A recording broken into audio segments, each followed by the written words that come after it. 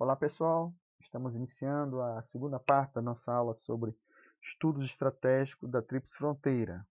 Essa é a disciplina oferecida pelo Programa de Pós-Graduação em Relações Internacionais e Geopolítica da Pan-Amazônia, da Universidade do Estado do Amazonas. Nessa aula, nós iremos analisar os aspectos que envolvem a descoberta desse território, não somente a descoberta, mas a sua ocupação e a demarcação definitiva. Então, para isso, nós iremos analisar a geopolítica da descoberta, que envolve a foz do Rio Amazonas, do século XVI. Nós iremos entender a geopolítica da Amazônia sobre o domínio espanhol e português. Vamos também estudar a cronologia dessa dominação luso-castelhana no território amazônico entre o século XVI e XVII.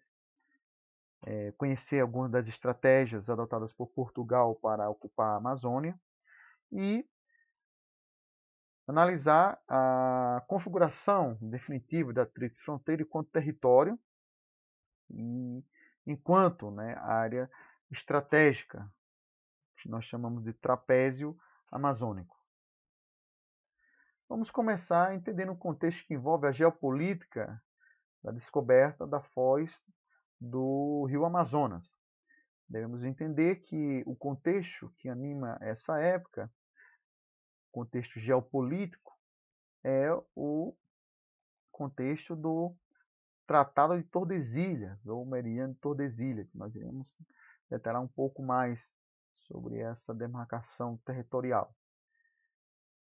Aqui, a descoberta desse território envolve especificamente um domínio espanhol em terras a oeste do Meridiano de Tordesilhas, e temos como principal protagonista dessa descoberta o navegador Vicente Yanes Pinzón. Ele havia comandado a caravela Niña, na viagem que Colombo fez, certo? Então, a viagem que marca a descoberta da foz do Amazonas foi feita por Vicente Pinzón, certamente, segundo os historiadores, custeada por recursos próprios. E muitos indicam que o custo da viagem foi financiado pelo prêmio que ele havia recebido, por sua participação no descobrimento da América. Então, Vicente Pinzón, ele vai sair com 4 caravelas, com cerca de 150 homens, e vai partir lá das Ilhas Canárias, que nós vamos fazer uma análise dessa rota, em novembro de 1499. Então, aqui nós vamos conhecer um pouco dessa rota através de uma representação em 3D esquemática da viagem feita por Pinzón até chegar aqui à foz do Rio Amazonas. Então vamos aqui entender a rota feita por Pinzón até chegar à foz do Rio Amazonas. Então, ao sul aqui da Espanha está as Ilhas Canárias. Essas ilhas vai marcar o ponto de partida das embarcações de Vicente Pinzón.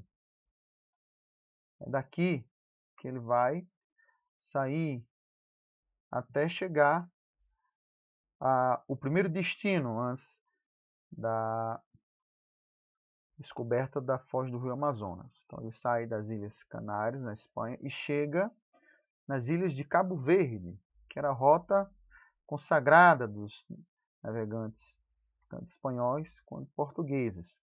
Então, essa rota feita por Pinzón, que sai das Ilhas Canárias e chega à ilha de Cabo Verde, vai acontecer um evento inesperado, As suas embarcações vão sofrer com uma tempestade que se desenvolveu aqui no Oceano Atlântico, e ao norte do Oceano Atlântico, e rapidamente vai levar as embarcações de Vicente Pinzón ao nordeste. Então ele sai da ilha de Cabo Verde e segundo alguns historiadores, existem algumas divergências do ponto de chegada de Pinzon no Brasil.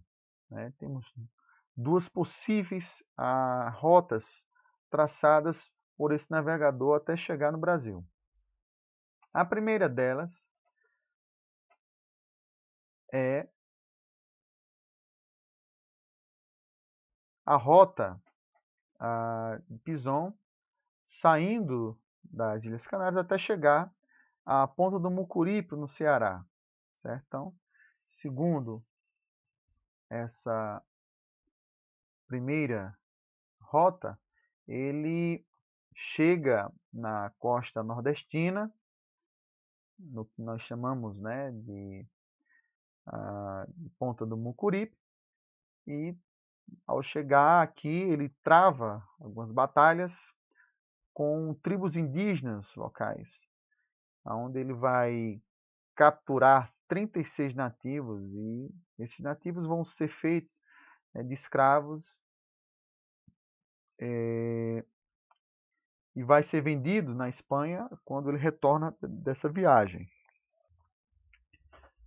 A segunda rota é segundo o próprio Vicente Pinzon. Aqui, a segunda rota diz que ele chegou ao Cabo de Santo Agostinho, Pernambuco, não lá no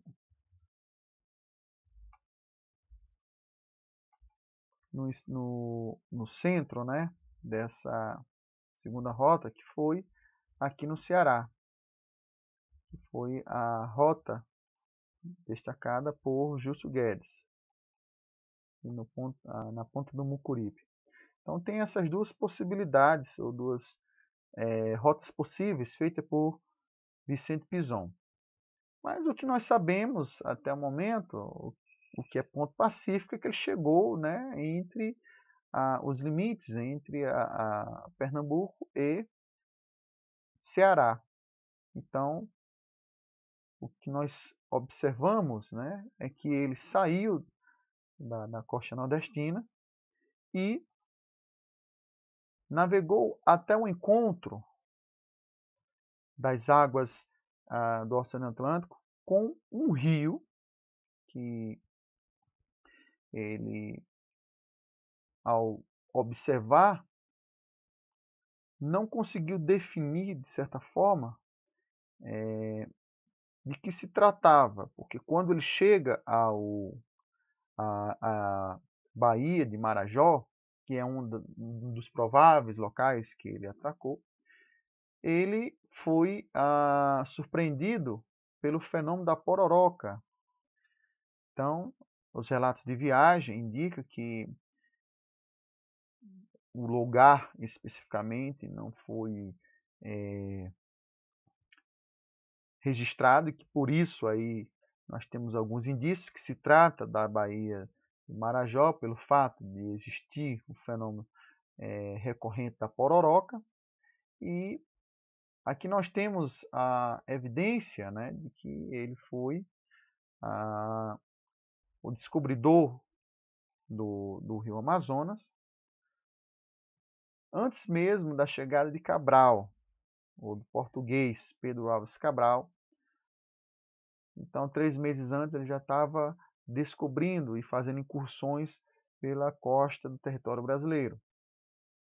Então, Vicente Pinzon, seus companheiros foram acometidos, nós chamamos do fenômeno da pororoca, que é esse fenômeno provocado pelo encontro das águas oceânicas, no caso, quando está em maré alta, com o rio Amazonas, né?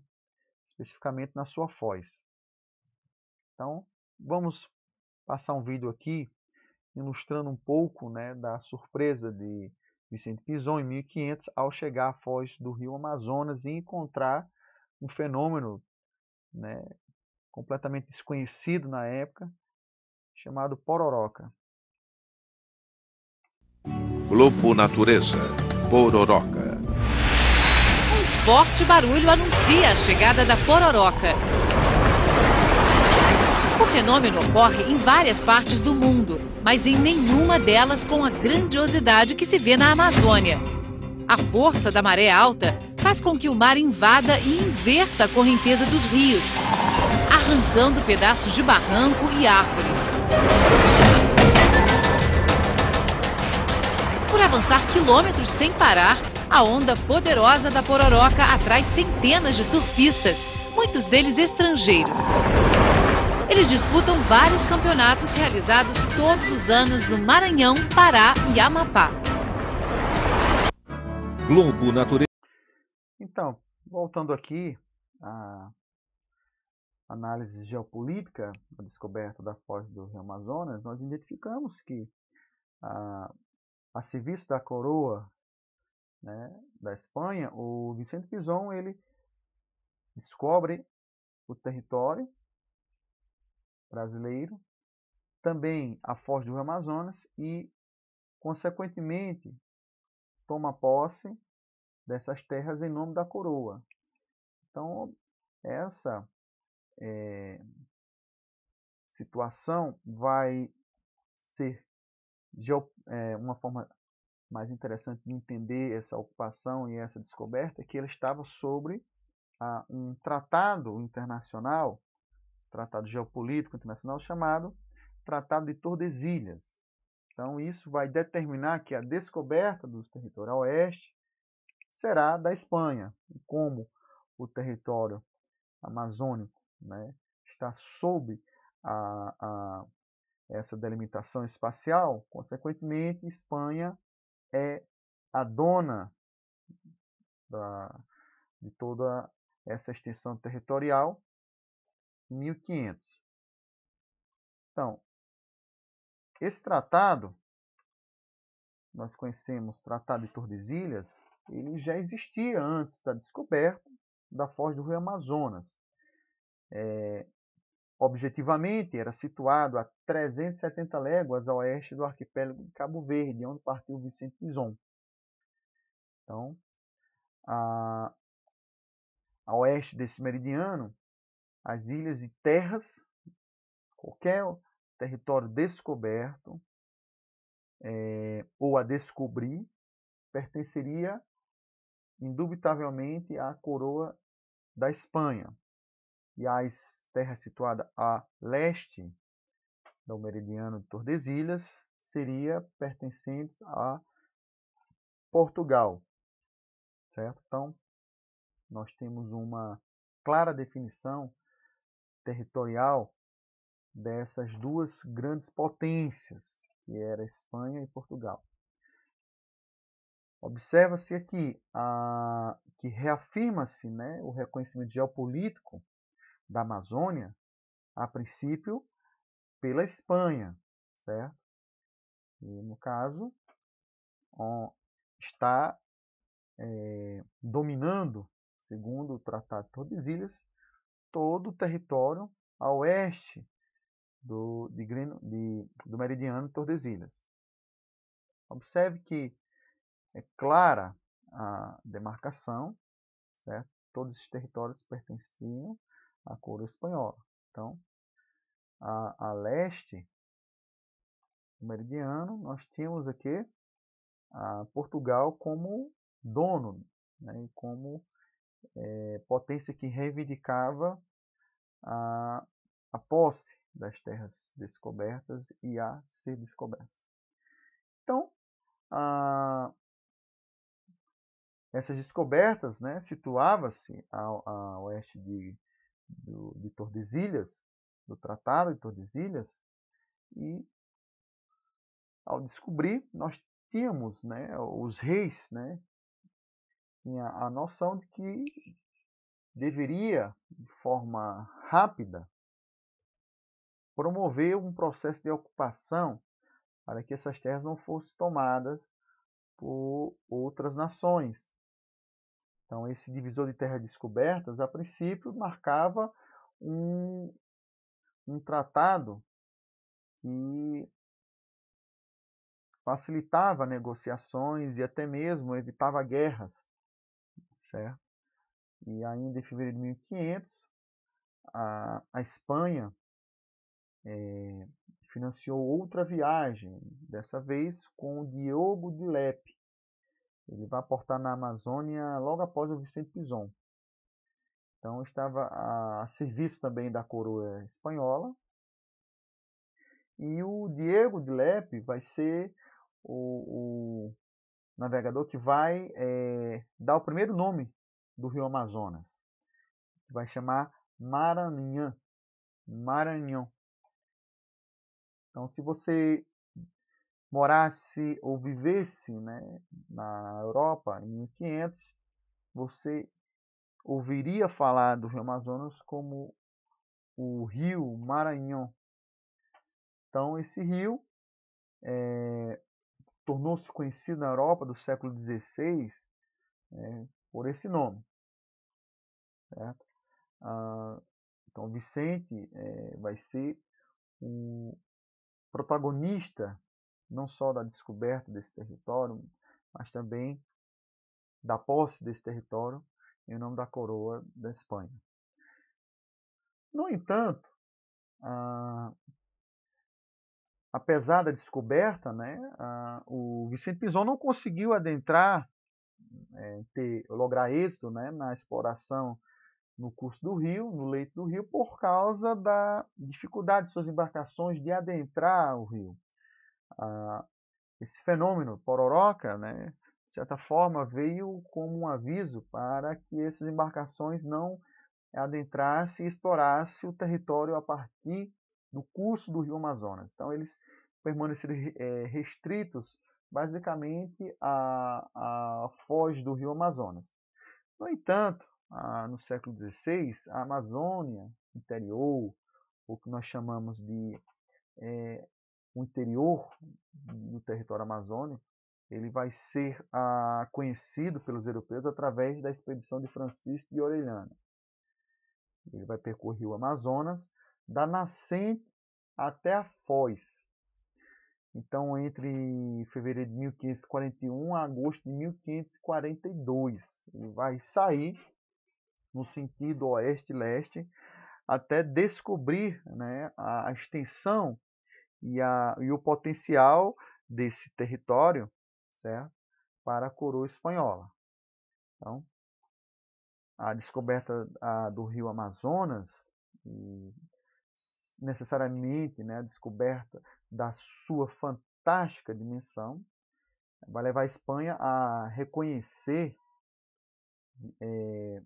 de forma muito categórica o território como seu. Daí o percurso desenvolvido por Orellana,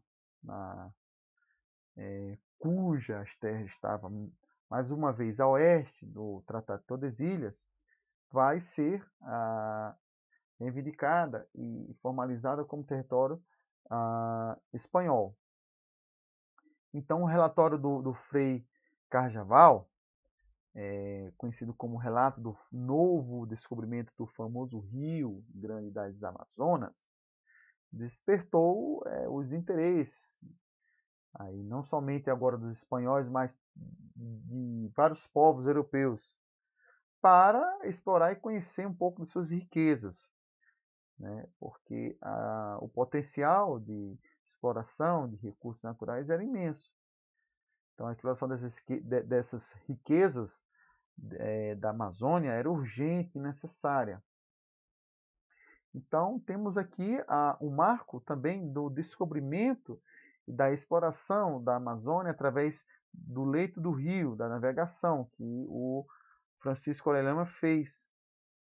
Então, o relato do Frei Carjaval é um marco inicial da revelação da Amazônia para o mundo.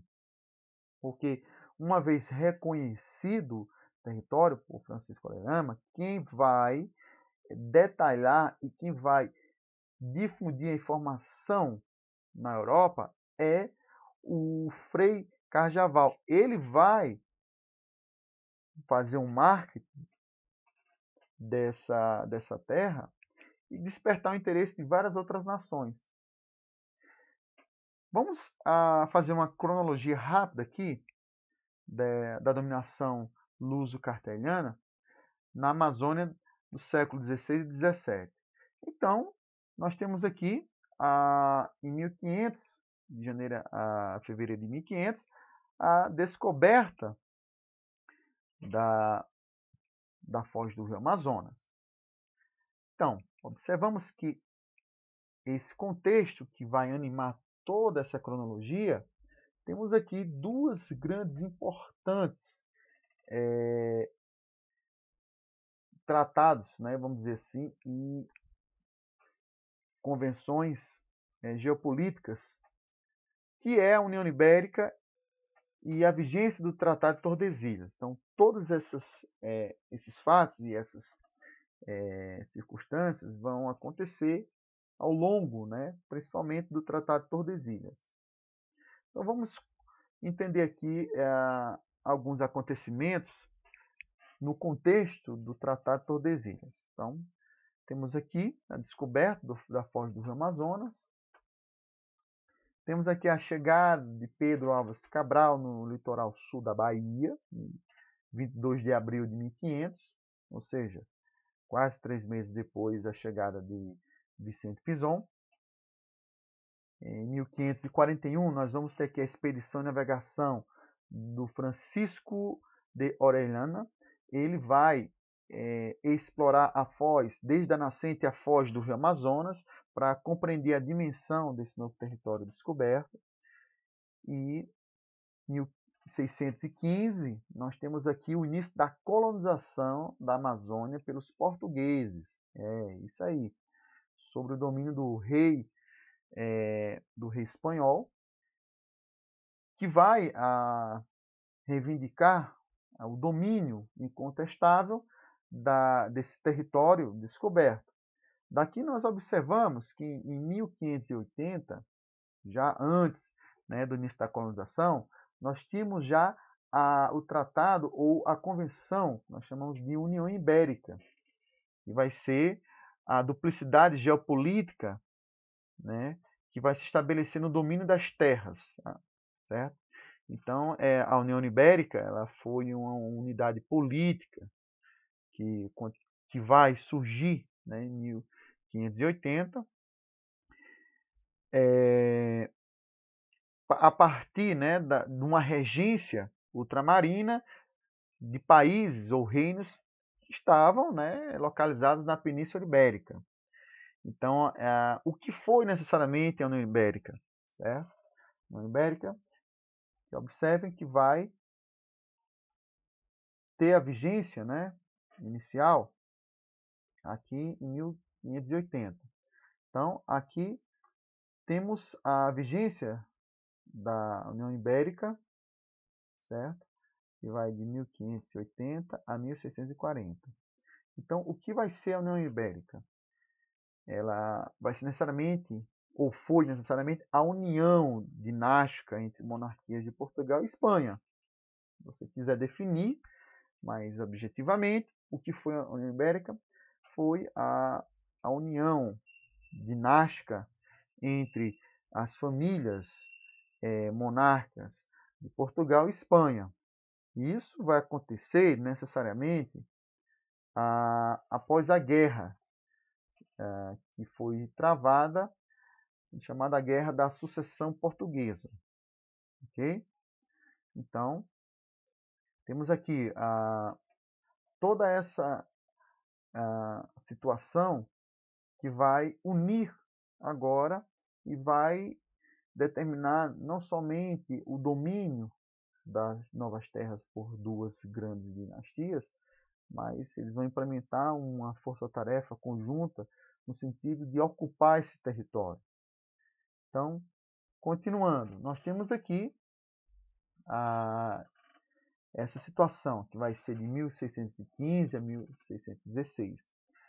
Então, vamos aí à criação do Estado do Maranhão e Grã-Pará. Então, é importante frisar o seguinte, que essa decisão de formar um Estado do Grã-Pará, certo, em 1615, era para expulsar da foz do Amazonas os franceses e ingleses. Também junto com eles estavam holandeses e irlandeses. Então, essa a criação desse Estado foi justamente para estabelecer um centro maior de controle e de ocupação, uma vez que a foz a Amazônia já era conhecida na Europa como sendo um território a ser explorado, com um rio imenso, com riquezas a serem descobertas, seja ela ouro ou recursos naturais como madeira, diamantes, novas especiarias. Então, tudo isso estava atraindo embarcações e incursões de vários outros países. Então, o Estado do Maranhão, Grã-Pará, ele foi criado justamente para facilitar e guarnecer toda essa área descoberta pela Espanha. Então, o Conselho Ultramarino Português ele vai, juntamente com a Espanha, né, com o aval da Espanha, a anuência da Espanha, desenvolver um controle geográfico maior nessa área, chamado Estado do Maranhão e Grão-Pará. Era uma ocupação, vamos dizer assim, a cargo do Portugal, né? Mas o território em si era formalmente, né, de domínio espanhol. Então, é como se a Espanha tivesse terceirizado a ocupação, né? O controle dessa ocupação, mas o território ainda permanecia sob o domínio espanhol. Então, temos aqui a União Ibérica, né, que facilitou essa parceria entre Espanha e Portugal na ocupação da Amazônia. Então, temos aqui, em 1639, um outro acontecimento muito importante. Então, considerando aí, né, a tentativa de resguardar o território de outras ocupações estrangeiras, né? Foi designada, a princípio, uma expedição pela Espanha para expulsar invasores europeus. Então, essa expulsão dos invasores, né, como ingleses, franceses, foi feita e comandada por portugueses. Então, necessariamente, a Amazônia estava ocupada pelos portugueses, porém, formalmente, sob o domínio da coroa espanhola. Então, é importante destacar isso. Então, vamos lá. 1621, nós temos aqui a 1939, que é a redefinição dos limites territoriais do Brasil por Portugal. Então, temos aqui o capitão-mor Pedro Teixeira, violando o Tratado de Tordesilhas. O que foi que aconteceu nesse período, certo? Então, temos aqui um fato histórico muito importante, né, para entender um pouco dessa dominação, da intensificação da dominação portuguesa nessa região. Vamos lá, 1939. Então, a partir dessa data, sob a ótica dos portugueses, estavam indicados, né,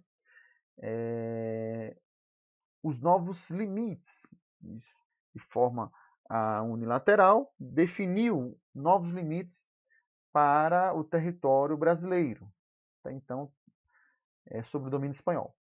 Então, estavam referenciados esses novos limites entre as terras pertencentes à coroa espanhola e à coroa portuguesa. Isso foi uma franca violação ao Tratado de Tordesilhas, pessoal. Uma vez que instituído por Filipe IV, né, era soberano, no caso o rei era soberano entre duas coroas, tanto a portuguesa como a espanhola. Então Filipe IV ele o conferia ao ato de Pedro Teixeira uma situação aparentemente normal, apesar de ter sido uma violação, mas não gerou grandes, vamos dizer assim, estranhamentos a Filipe IV, certo? Pois não contestava a autoridade do rei, certo?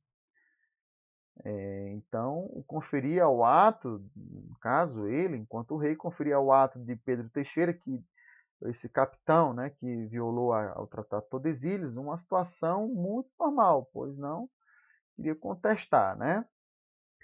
Então, Pedro Teixeira chegou a Belém em 12 de dezembro de 1639. E o que vai acontecer? Aqui nós temos uma situação em que os portugueses estavam, de forma muito sorrateira, tomando posse e se apropriando mais rapidamente desse território, e os espanhóis, preocupados com outras incursões de expedição lá na, na, na parte oeste, né, do território brasileiro, vamos lá, da Equador, no que nós chamamos hoje como a Colômbia, Chile, Peru. Então, esses territórios estavam sob maior atenção da coroa espanhola. Então, a pendência, né, temos aqui uma pendência que vai fazer com que os portugueses se aproveitem aí e comecem a tomar posse. Então, o estado do Grã-Pará é subordinado diretamente à coroa portuguesa. Então, o estado do Grã-Pará, em 1615, era um estado controlado por Portugal, mas em terras espanholas. No entanto, o Grão-Pará vai ser agora totalmente subordinado em 1654 pelos portugueses. Então, vai ser diretamente subordinado à coroa portuguesa. Então, ele se torna-se preposto do governo português para a ocupação da Amazônia. Então, nós não podemos observar as incursões e as estratégias geopolíticas sem considerar o estado do Maranhão e Grã-Pará.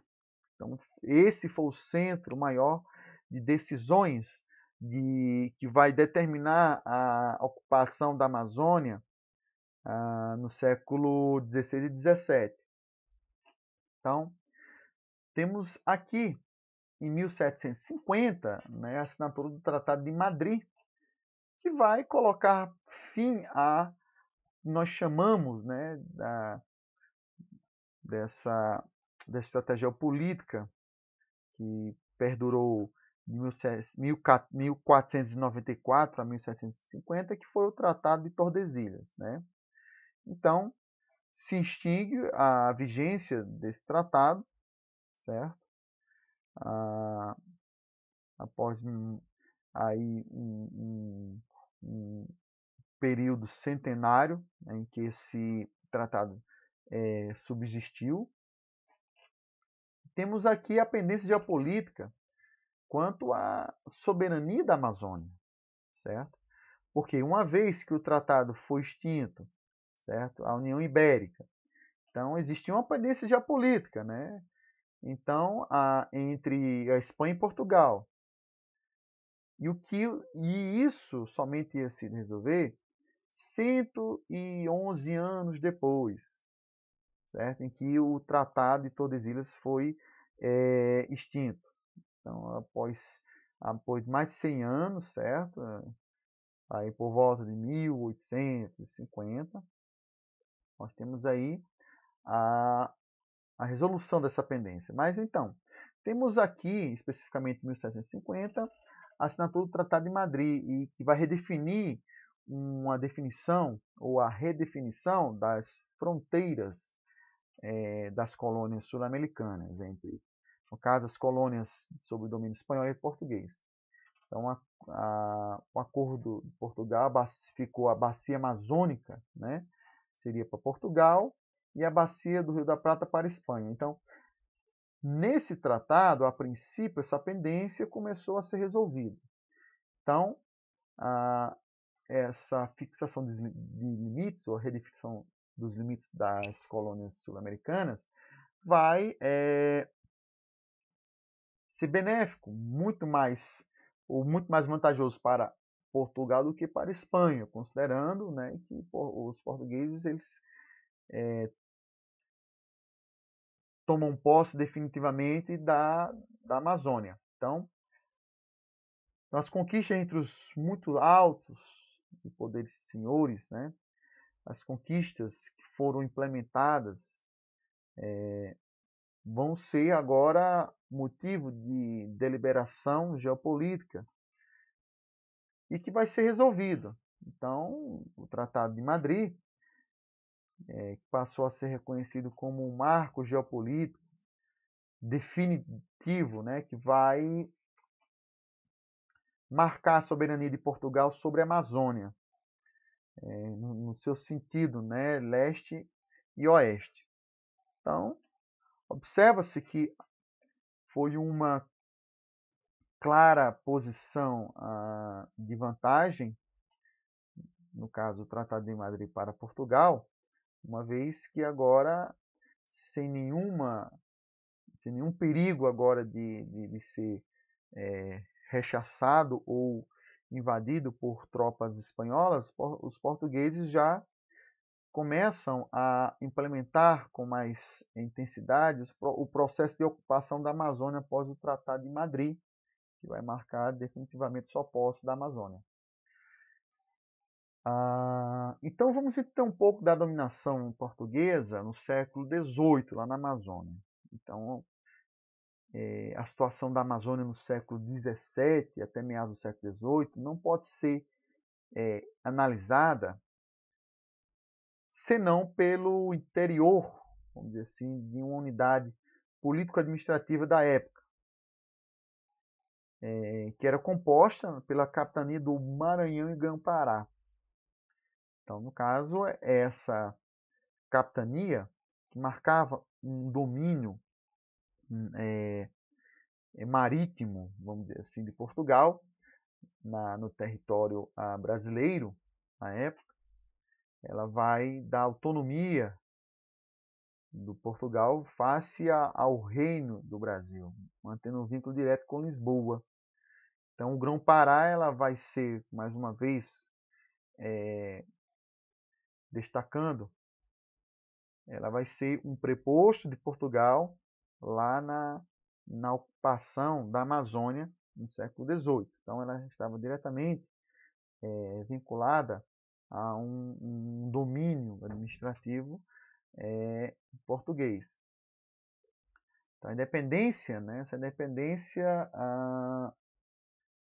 do Brasil representa na Amazônia um processo de colonização muito sutil, certo?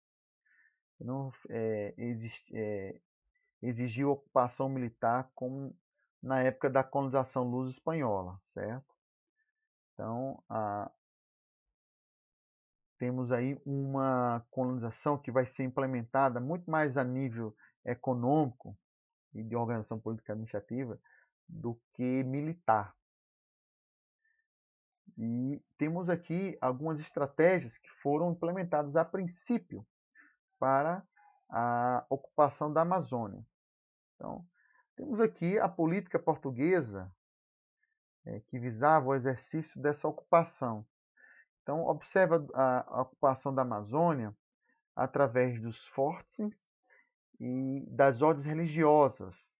Então, seria essa a perspectiva aqui inicial da ocupação. Então, nesses triângulos aqui, nós vamos marcar aqui as estratégias de ocupação via fortes e aqui no mapa, os quadradinhos vai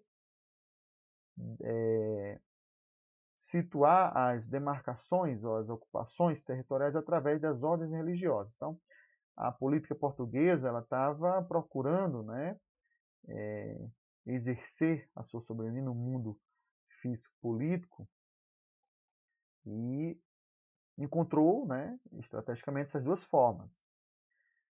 Então, firmou-se como uma ereção de pequenos fortes ou pequenas fortificações. Então, eles começaram a construir essas pequenas fortificações que representavam poder, vamos dizer assim, militar, ou simbolizavam poder militar de ocupação na região amazônica. E assegurava, de certa forma, o exercício da sua soberania com maior segurança, apesar de que esses fortes não tinha nenhuma eficácia do ponto de vista de resguardar o território, mas sim era um ato mais simbólico do que efetivamente viável, né, vamos dizer assim, para resguardar o território de invasões. Então, as questões mais centrais ficavam numa vigência de tratados, agora, poderiam ser alterados a qualquer momento, bastava alguma nação decidir invadir o território, essas fortificações eram apenas simbólicas. Então, temos aqui também as ordens religiosas, no caso aqui vai representar as áreas das missões ou território das missões. E temos aqui diferentes ordens religiosas que vai ajudar nessa estratégia da ocupação. Então temos desde as carmelitas aos franciscanos ou os mercenários e também as ordens religiosas jesuítas. Então são basicamente 4 ordens: carmelitas, franciscanos, mercedários e jesuítas. São esses os responsáveis pela ocupação das ordens religiosas na Amazônia. Então, observamos aqui os núcleos coloniais da Amazônia, certo? Então, assim, com a confrontação entre as forças portuguesa e espanhola, no caso pela ocupação dos territórios conquistados, então vai incluir-se aí as conformações de cidades e povoados, né, que vai representar, junto com a inicial presença militar do mapa anterior, uma ampliação aí da defesa e da soberania colonial dos impérios, né, no caso português. Então, observa-se que esses núcleos coloniais vai determinar aí a criação de povos, vamos dizer assim, de núcleos, vamos dizer, de povoamento, e vai ajudar muito na perspectiva de delimitação das áreas da Amazônia ante o governo espanhol. Então, é assim, dentre as fortificações, né, nós temos esses núcleos coloniais, dos quais, aqui, destacado no mapa, nesse ciclo, vai ter a cidade de Tabatinga, né? No caso, esse núcleo colonial da Amazônia, que vai ser uma das áreas definidoras da Tríplice Fronteira, que vai ser fundada em 1766, né? Que nós chamamos hoje de cidade de Tabatinga. E temos aqui uma outra perspectiva, né, de ocupação, que nós temos aí a construção de identidades regionais, que vai determinar um território identitário nessa região, face também a expulsão de povos indígenas, como também a miscigenação com povos indígenas. E nós temos aí os coloniais que vai sendo, né, dispersos aí ao longo dos rios. Temos aqui algumas cidades importantes da Tríplice Fronteira, não somente Tabatinga, mas o Peru, em 1762, certo? Também foi fundada até antes de Tabatinga. As cidades hoje que nós chamamos hoje como cidades de Tríplice Fronteira. No caso, a cidade peruana que nós estamos fazendo referência é a cidade de Loreto de Ticunas, que foi desaparecida em 1893. Essa cidade vai marcar também parte, né, do território identitário dos povos peruanos.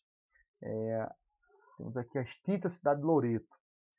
E da Tríplice Fronteira nós podemos também destacar a Letícia, né, a cidade de Letícia, que foi anteriormente chamada de Santo Antônio, que fazia parte do Peru. Nós vamos estudar um pouco mais à frente os tratados que vai definir melhor a área de tríplice fronteira entre o Brasil, Colômbia e Peru. Temos aqui o quadro do processo de formação da fronteira amazônica. Então, uma vez sobre o domínio português, observamos que as estratégias de ocupação da Amazônia se dá pelos fortins e pelas ordens religiosas, que vai desenvolver núcleos de colonização, até chegarmos a um processo de formação da fronteira amazônica mais visível. Os contornos dessa fronteira vai começar a aparecer de forma mais eloquente ao longo, né, do século XVIII. Então, temos aí os movimentos de avanço e retrocesso em relação às perspectivas geopolíticas. Então, presença da Europa predominantemente militar, certo? A presença europeia na Amazônia vai ser predominantemente militar até o século XVIII. Então, a partir do século XVIII, temos aí a coroa portuguesa, que vai, de forma muito estratégica, quebrar a influência da fronteira missionária espanhola, certo? Havia uma fronteira imperial, né, militar e missioneira, no caso religiosa, que foi também uma fronteira cultural, que também estava sendo alvos, vamos dizer assim, de embates. Então, nesse período até o finalzinho do século XVIII, não existia uma delimitação real e exata, mas ela começa a criar contornos a partir desses núcleos de colonização. Então, nós vamos fazer uma análise a partir dessas ocupações, que vai definir os primeiros contornos. Então, no século XIX, nós temos o começo dos acordos de delimitação efetiva da região. Então, é nesse período aí que a fronteira da Amazônia vai vivenciar um processo mais político e administrativo de reorganização e acomodação de poderes nessa região.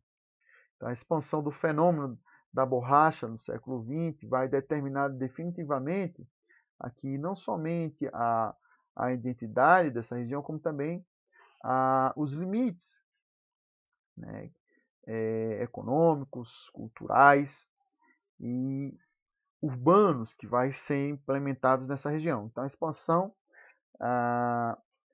da borracha, né, da exploração da matéria-prima dos seringais, vai transformar a dinâmica fronteiriça do estado do Amazonas. Então, no século XVIII, nós podemos aí entender o início de todo esse processo, né, de delimitação efetiva dessa fronteira. Então, vamos entender um pouco dos elementos de ocupação da Amazônia e definição das fronteiras.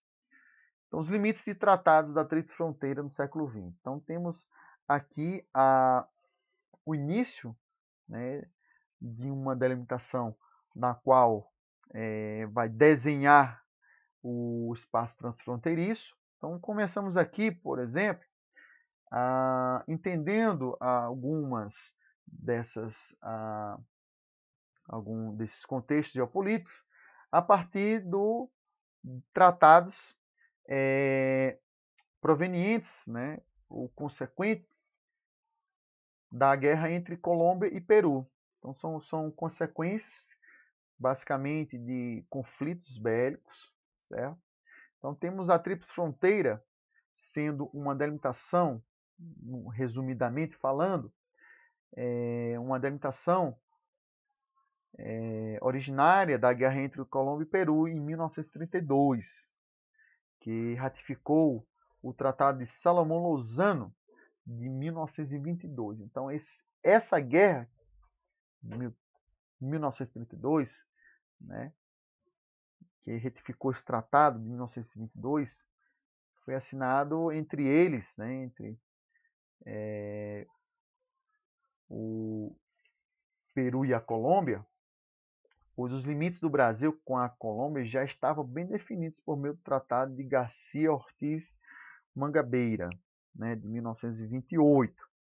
Então, a partir daí, desse tratado, é que vai surgir a Tríplice Fronteira, porque a fronteira entre o Brasil e a Colômbia já estava bem mais definido, né, do ponto de vista geopolítico, não existia mais pendências sobre essas delimitações.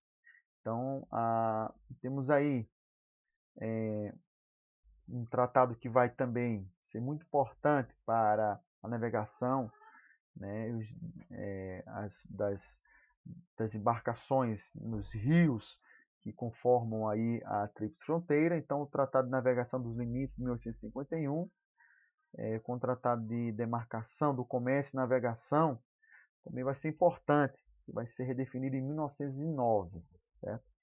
Então, especificamente os tratados de 1907 e 1928, certo?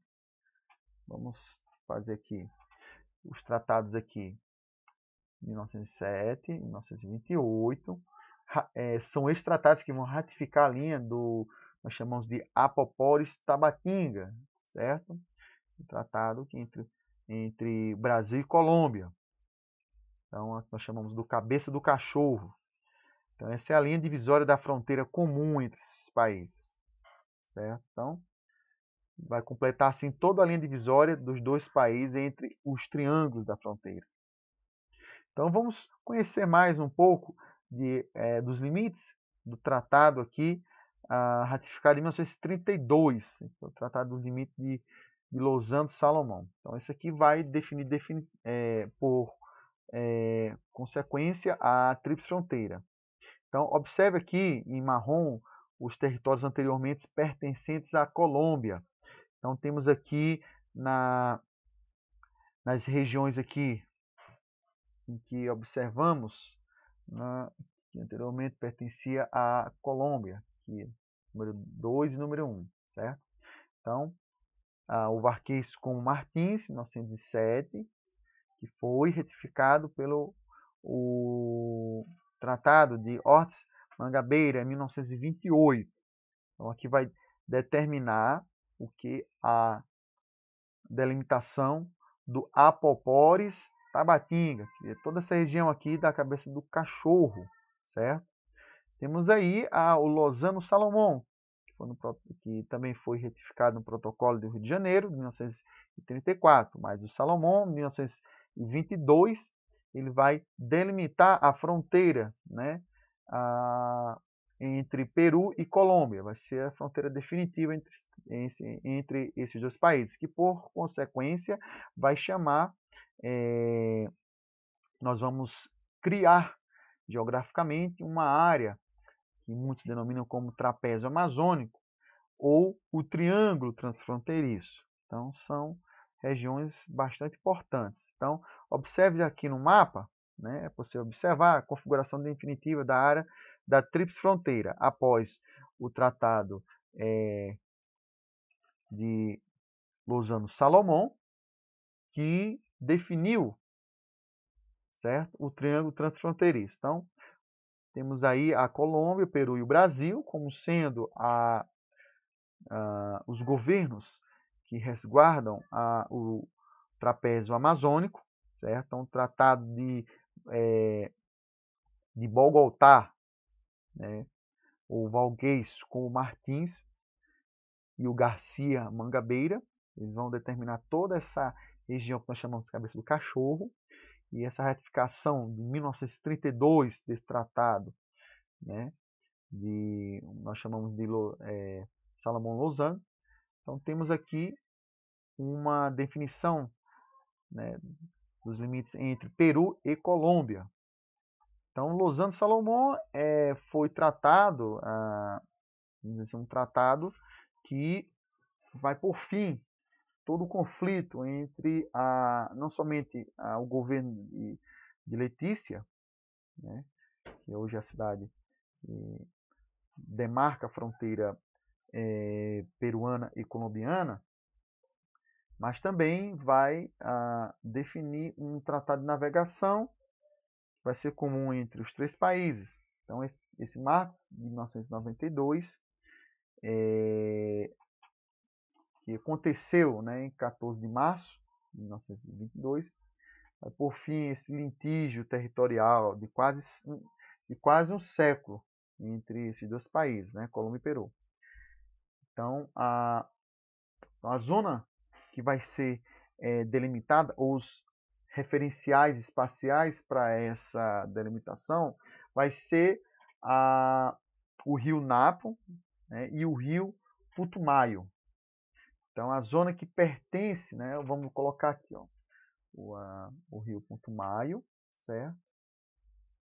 E o rio Napo. Então, esse curso aqui desse rio vai definir os limites entre Colômbia e Peru, certo?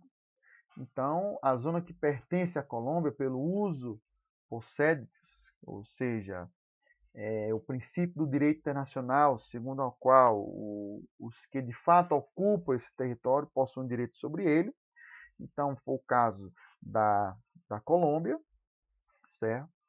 E com o contexto mencionado, né, será logrado o acordo de fronteira entre a Colômbia e o Peru, no caso que foi assinado em 1922 e teve sua ratificação em 1932, certo? Nesse sentido, a Colômbia dá territórios ao Peru na zona alta do Putumayo, certo? Nessa aqui, ó. Ele vai dar alguns territórios, porque todo tratado existe, obviamente, uma concessão territorial. Então, já no caso do Peru, ele vai conceder territorialidade da Colômbia no espaço físico geográfico entre o rio Caquetá, que está à margem do rio Putumayo, certo? Então, ele vai conceder aqui, ó, toda essa área aqui para a Colômbia, certo? Então, ele cedeu e vai se prolongar como um território de forma trapezoidal. Então, se você pegar aqui, ó, vamos colocar aqui um território trapezoidal. Então, se você observar essa situação, então você vai pegar aqui, temos aqui o espaço geográfico entre o rio Caquetá e a margem direita do rio Putumayo. Então, vamos pegar aqui, vamos ver se a gente consegue aqui colocar.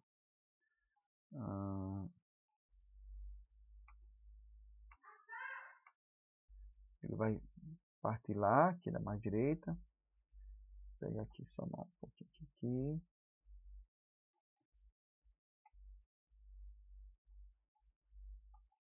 E nós temos aqui um chamado trapézio amazônico, certo? Também, que é parte do trapézio também, certo? Então, a margem direita do rio Putumayo, prolongado com um território de forma trapezional, cuja base vai ser constituída, né, pelo rio Amazonas, certo? A base desse trapézio aqui. E nós temos aqui uma área constituída pelo rio Amazonas, que é uma área aproximadamente de 117 quilômetros, vai incluir a cidade de Letícia, certo? Vai estar bem aqui também na tríplice fronteira. E assim surge o que nós chamamos de trapézio amazônico. Então, observe aqui a definição eloquente aqui, né, da divisa entre Brasil e Colômbia, que é chamada cabeça do cachorro. E segue-se aqui a essa divisão clara e objetiva, né, entre o Brasil e a Colômbia, que ele pega aqui uma reta geodésica que desde a foz do rio Apopóris até Tabatinga. Você pegar aqui, vai até chegar em Tabatinga. Então temos aqui o formato da cabeça de um cachorro, certo? Vai definir a fronteira do Brasil e a Colômbia. No caso entre Peru e a Colômbia, nós temos aqui a sua definição definitiva, certo? E nós temos, portanto, a relação transfronteiriça definida por esses tratados e convenções internacionais, e que hoje nós temos a configuração definitiva dessa tríplice fronteira entre Brasil, Colômbia e Peru, formado por cidade de Tabatinga, no território brasileiro, a cidade de Letícia, na Colômbia, e o distrito de Santa Rosa do Javari, no Peru, essa ilha. Então, essas delimitações vão determinar aqui a zona que nós conhecemos hoje como Tríplice Fronteira, e nós temos uma dinâmica urbana, cultural, militar, que vai definir a dinâmica, vamos dizer assim, dessa área, dessa região, certo? Nós vamos tratar de forma detalhada na próxima aula o contexto de toda a dinâmica transfronteiriça a nível econômico, social e cultural. Terminamos aqui a nossa segunda aula. Bons estudos e até mais.